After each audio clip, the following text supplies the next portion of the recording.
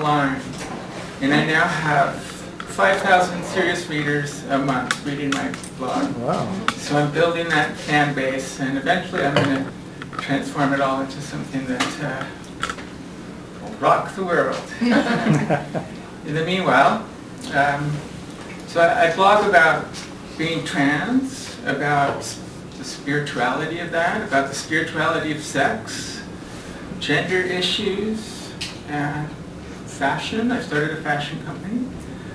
So that's kind of the general zone, and this is a kind of unusual piece that I really like a lot. It's called The Ego and the Divine. I stumbled on a rock, lost in thought.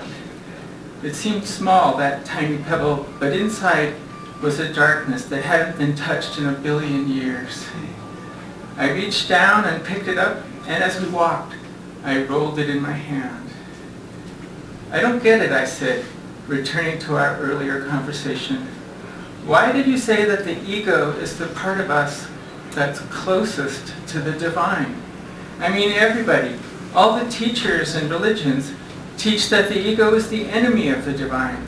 That's how Lucifer fell. He caused the fall of us all. It's the ego that places itself above or beyond or equal to the divine. Times when I'm like all shrunk up into myself, all separate and locked into myself, pure ego, those are the worst times. For sure, she said, facing me with her palms together, a momentary expression of worry. Well, it's partly an exaggeration to get your attention, and it's partly the truth. She turned back to the trail again, and we wove our way around an old fence, almost lost in thick ferns and salal. On the one hand, nothing is more or less part of it all than anything else, so in that sense, it isn't really the closest. She was walking ahead of me through waist-high ferns, waving her hands now and again as she spoke. On the other hand, total separation is the final goal that spirit has when she begins to journey into existence. Did she chuckle? After that, we walked for a bit in silence. The way she said that, it was like it was funny. The goal of spirit is to lose itself in the world? That makes some kind of crazy sense.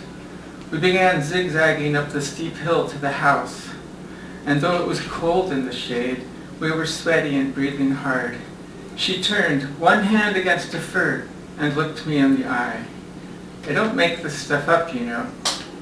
I could see her breath moving into the cool air and felt the shiver of intimacy. I've seen it. The divine enjoys feeling that separateness in us. Everything in the entire drama of existence is something that she enjoys. Killing and being killed, being a maid and having a maid, everything, every part in every play equally. There's something in the heart of existence that wants things to be what they are and wants to be them. Besides, if you're all bummed out and you remember that you are the divine enjoying a bummed out moment, you can't really keep that feeling of separateness, can you? She looked straight at me again with that weird glint in her eye, like it was all so entertaining. Okay, what do you mean with total separation is the goal? I would think it would be the opposite. To become enlightened would be the goal. First, the spirit is imbued with a thirst to go deep into the darkness and to seek reunion and enlightenment.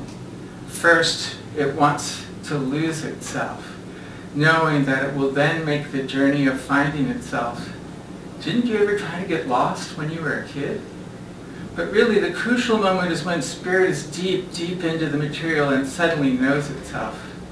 Actually, she went on, that is what I see enlightenment as, namely neither the separation nor the reunion, but both at once. The path had been running along the edge of an open field, which we now entered. She paused again in the sunlight.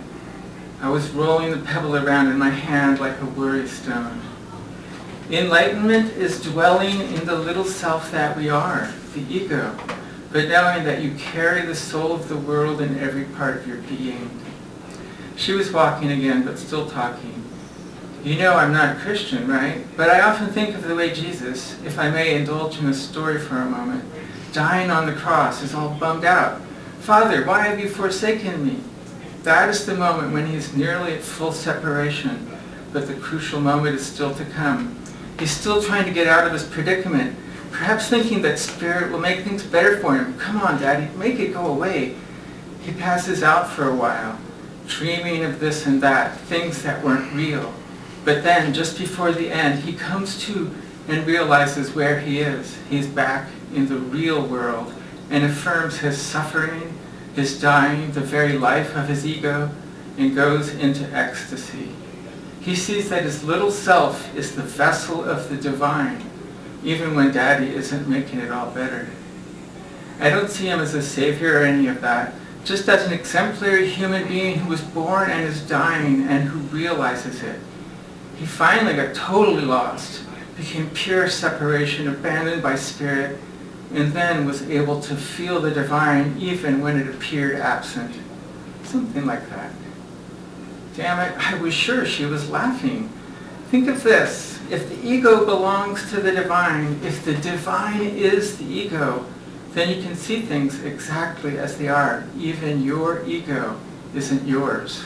It's not you. You aren't you. You are Spirit. She looked at me and I nodded, but I'm not sure why.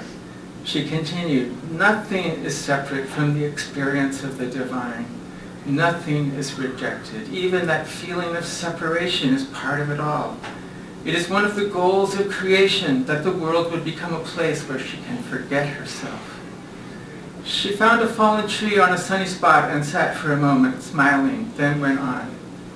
On the way down towards separation, things start to get hard and lots of us want to escape, to stop going down, to find our way back to the comfort of Source. I certainly have. But I think this is often premature. The trick is to really accept suffering, separation, and total dismay. That is what Spirit asks of us.